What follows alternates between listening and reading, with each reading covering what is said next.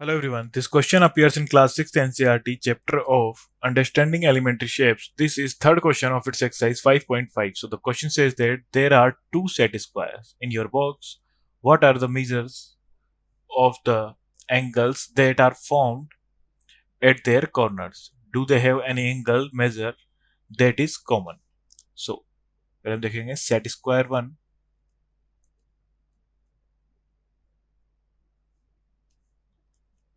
then set square 2. So first में measures of angle हमें हमारे पास है 30 degree 60 degree and 90 degree, and second में given है 45 degree 45 degree and 90 degree.